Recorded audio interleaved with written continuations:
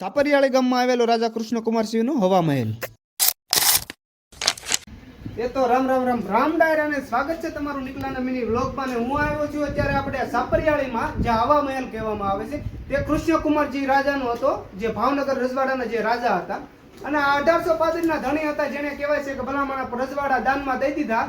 એ રાજાનો મહેલ તમને અત્યારે હું બતાવું. સાપરિયાળી ગામમાં આવેલો હવા મહેલ ભાવનગરના રાજા કૃષ્ણકુમારજીનો છે. ગોહિલવાડના રાજા શ્રી કૃષ્ણકુમારજી મહારાજને જે 1805 જેને દાનમાં દીધી દીધા હોય ને, તો એ પહેલા મહારાજા છે. અને આ મહેલની વાત કરું ને તો આશરે 200 થી 300 વર્ષ જૂનો છે.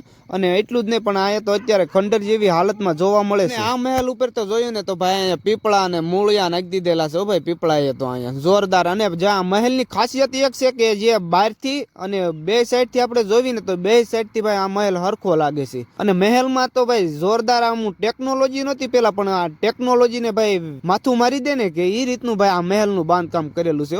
અત્યારે પરંતુ આવું પડી જવા જેવું આવી ગયેલું છે. ભાવનગરના રાજા કૃષ્ણકુમારજી મહારાજ જયારે રજવાડામાં આટા મારવા નીકળતા કે ગમે એ કામથી નીકળતા કે કોઈને મળવા જતા, તે અવારનવાર આ હવા મહેલે એ આવેલા છે. અને રાત રોકાયેલા ને આ મહેલ જ એના નામનો તરીકે ગણાય છે. કૃષ્ણકુમારજી મહારાજનો હવા મહેલ છે. તો મને ખબર હતી એટલું તો ભાઈ મેં કીધું, જો તમને વધારે કાંઈ હવા મહેલ ની ખબર હોય ને તો ભાઈ કોમેન્ટ કરી નાખજો. અને અમે બગદાણાથી રિટર્ન આવતા હતા ત્યાં સાપરિયાળી ગામમાં હવા મહેલ વાળી જતા હું નહીં ભાઈ, એટલે આનું લોકેશન લઈ લીધું. તો મળશું પાછા નવા વ્લોગમાં. રામે રામ.